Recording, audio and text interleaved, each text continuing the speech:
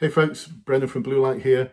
Now, if you are thinking about joining the police or you're actually in the recruitment process at the moment, there's one thing that is going to be consistent all the way through that process, and it's the fact that you're going to get asked questions about decision making. I absolutely promise you that in your application process, in your assessment centre, in your force interviews, in your telephone interviews, in the role plays that you might do, or the group exercises, or in the structured situational questions that you're going to get. Listen, there's so many opportunities for you to demonstrate this skill depending on the force that you're applying to join. It's a key skill, it's a key value behaviour that police officers have to have, and that's the ability to make good decisions.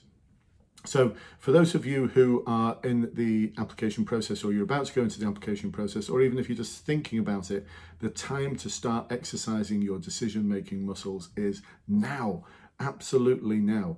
And for those of you who are in the application form ready blueprint, that's a special course, it's a special program to help prepare people for the application process. It's a subscription service. I'll put a link below.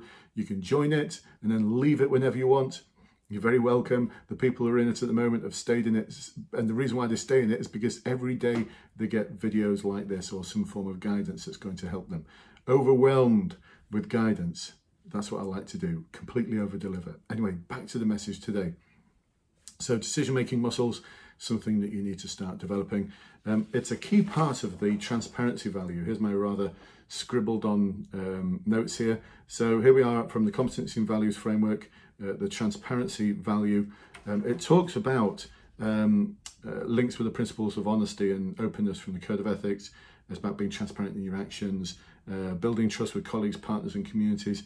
Yeah, great. All of that stuff's lovely. But ultimately, the question that regularly gets asked from this value is about decision making. So the very top behavior there that I put an asterisk next to talks about, I ensure that my decision making rationale is clear and considered so it's easily understood by others.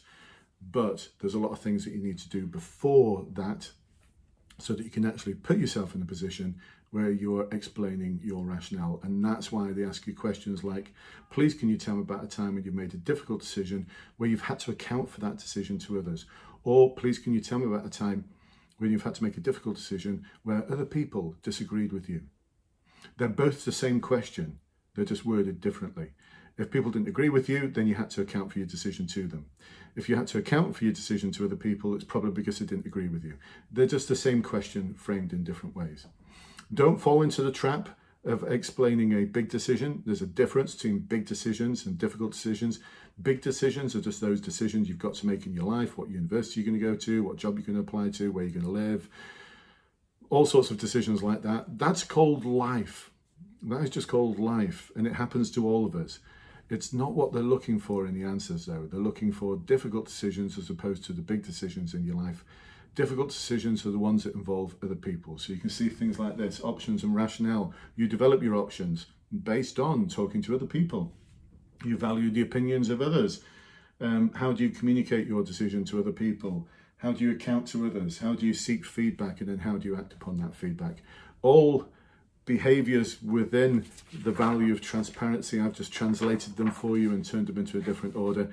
And if you go to the video, if you're a member of the application form ready blueprint, go to the video that I've put in the unit around competency and values framework in the Facebook group and watch it, get your pen, your notepad out and start developing your decision-making muscles. There's 16 minutes of guidance in there for you. You will absolutely nail it if you follow that guidance. It's going to mean you're going to do some tough, difficult things in the future, but that's what it's about, folks.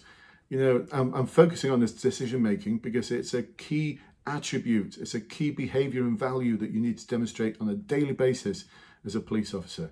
Every day you're going to make difficult decisions. Sometimes those decisions aren't going to be good ones, and that's okay. I spent 28 years making decisions that weren't always good ones. That's the way it rolls in the police. More of your decisions are going to be better, good ones, than the bad ones, I'd like to think. But you know what? There's only one thing worse than a poor decision, and that's no decision at all. You will not be respected if you don't make decisions. Actually, you won't survive your period as a student officer. So let's start focusing on your decision-making muscles. Let's start building them up, folks, and I shall catch up with you at the next video. Hope you enjoyed this one. Bye bye for now.